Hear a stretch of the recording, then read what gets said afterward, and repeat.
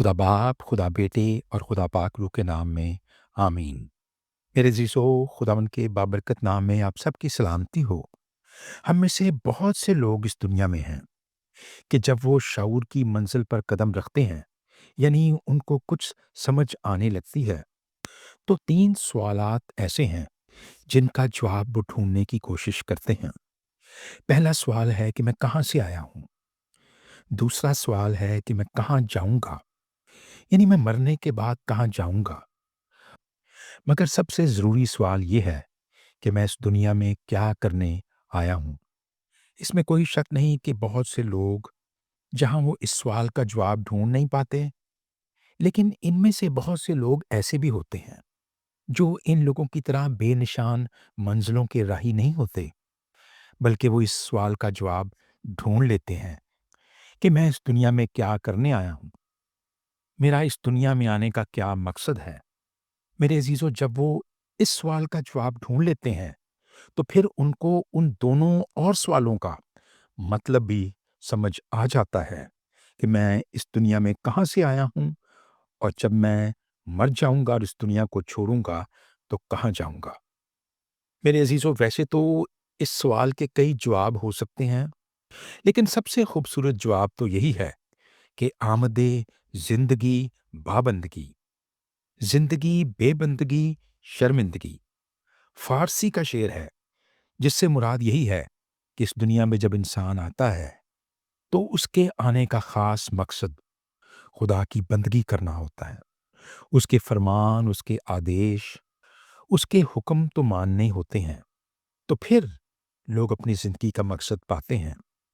मेरे अज़ीज़ों, कभी हमने दुआ की कि जहाँ हम खुदा के सामने झुककर उसे ये कहें कि मैं तेरी हाकमियत को अपने दिल पर तस्लीम करता हूँ, मुसल्लत करता हूँ। ऐसी ही एक हाकमियत को खुदा के बंदा दाऊद ने तस्लीम कर लिया और फिर उसने 23 ज़बूर को लिख दिया। ये ज़बूर आज भी बहुत से गिरजाघरों में, लोगों के घरों में और जहाँ-जहाँ भी खुदावंद के नाम की मनादी होती है, लोग इस ज़बूर को पढ़ते हैं। ये ज़बूर एक ऐसे खूबसूरत चरवाहे के बारे में बयान करता है, जहाँ उस ख़ास ताल्लुक को देखा जाता है, जो चरवाहे का और एक भेड़ का है। यहाँ ज़बूर नवीस कुछ यूँ फरमाते हैं, खुदावंद मेरा चौपान है, मुझे कमी ना होगी। वो मुझे हरी-हरी चरागाहों में बिठाता है। वो मुझे राहत के चश्मों के पास ले जाता है। यह ज़बूर नवीस खुदा की उस अबंडेंस, उस कसरत का ज़िक्र करता है, जो खुदा ने उसे बख्शी है। ये ज़बूर उस वक़्त लिखा गया जब दाऊद बादशाह बन गया था। उसके पास हर चीज़ की फरावानी थी। तीसरी आयत में लिखा है, वो मेरी जान को बहाल करता है। मेरे अज़ीज़ों, इससे क्या मुराद है? जान को बहाल करना।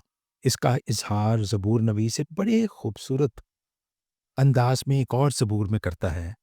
देखिए ज़बूर 94 और उसकी 19वीं आयत में कुछ यूँ मरकूम है, जब मेरे दिल में फ़िक्रों की कसरत होती है, तो तेरी तसल्ली मेरी जान को शाद करती है।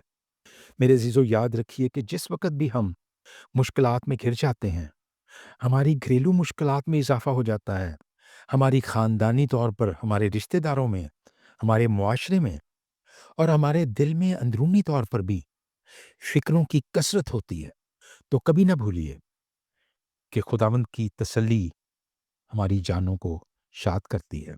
खुदावंद हमें एक लाइन ऑफ डायरेक्शन भी देता है।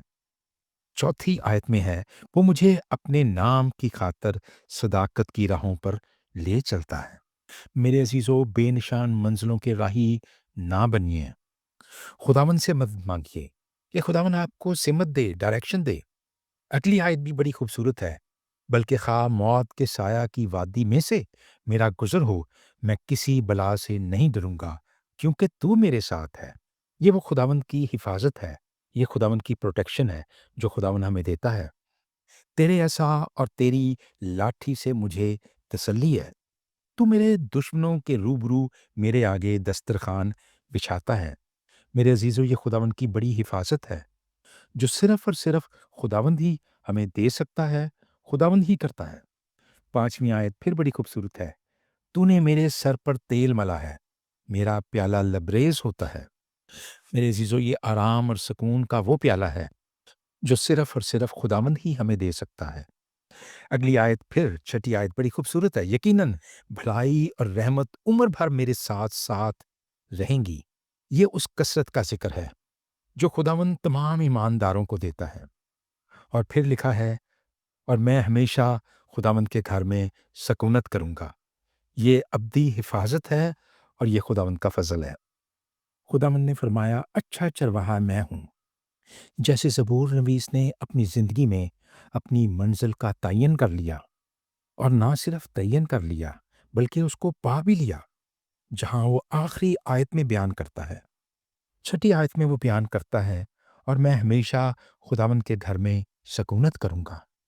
اسے ہم خداوند کا فضل کہتے ہیں، ہمیشہ کی زندگی کہتے ہیں، خداوند کا بے انتہا پیار کہتے ہیں، خداوند کی تسلی کہتے ہیں، خداوند کی کثرت کہتے ہیں، خداوند کی حفاظت کہتے ہیں، اور خداوند کا آرام اور سکون کہتے ہیں۔ میرے عزیزو، یہ آرام اور سکون خدا ہم سب کو دیتا ہے، ان تمام جانوں کو، ان تمام روحوں کو دیتا ہے جو اس پر یقین کرتے ہیں، جو اس کے کلام کو روزانہ پڑھتے ہیں، جو اس کے ساتھ لپٹے رہتے ہیں، جیسے داؤد اور بہت سے دوسرے ایماندار، پطرس رسول کی طرح، پولوس رسول کی طرح، توما رسول کی طرح اس کے پیچھے ہو لیے۔ میرے عزیزو، کیا ہمارے جینے کا بھی کوئی رنگ ہے جہاں خداوند کا پیار ہماری نس نس، ہماری رگ رگ میں چلتا ہے، اور ہمارا دل بھی ہمارے سینے میں صرف اور صرف اس کے لیے دھڑکتا ہے؟ اگر ایسا ہے تو یقیناً خداوند ہمارا چوپان ہے، اور پھر ہمیں کس چیز کی کمی ہوگی؟ میری آپ سب لوگوں سے درخواست ہے کہ اپنے گھر میں ایک چھوٹا سا مصباح بنائیں، خداوند کی تصویر یا خداوند کی صلیب سامنے رکھیں، جہاں ہماری عمر کے یہ تمام ماہ و سال اسی کے نام سے شروع ہوں اور اسی کے نام پر ختم ہوں۔ میرے گھر میں میرا ٹیبل ہی میرا مصباح ہے، جہاں میں نے خداوند کی صلیب کو لگایا ہے۔ خدا نے میرے پیار کی عمر جتنی مجھے دی ہے، وہ صرف اور صرف خداوند پر قربان ہے۔ میرے عزیزو، ہم میں سے بہت سے لوگوں کی زندگیوں میں آج بھی فیصلے کا وقت ہے کہ ہم اپنی زندگی خداوند کو دیں، ہم اس کے پیچھے چلنے کا عہد کر لیں، اور ہم اپنے آپ سے کہیں کہ یسوع، میں تیرے پیچھے چلنے لگا، میں واپس نہیں لوٹوں گا، بلکہ میں تیرے نقش قدم پر چلوں گا۔ میرے عزیزو، آپ لوگوں کے گھروں میں خداوند برکت دے گا، اس کی تسلی آپ کی جان کو شاد کرے گی، اور آپ اپنی زندگی کا مقصد پا کر اس دنیا کو جب خیر آباد کہیں گے تو پھر ہمیشہ کی زندگی میں داخل ہو جائیں گے۔ یہی ہمارے خداوند یسوع مسیح کی انجیل ہے۔ خداوند تیرا شکر ہو۔ آمین۔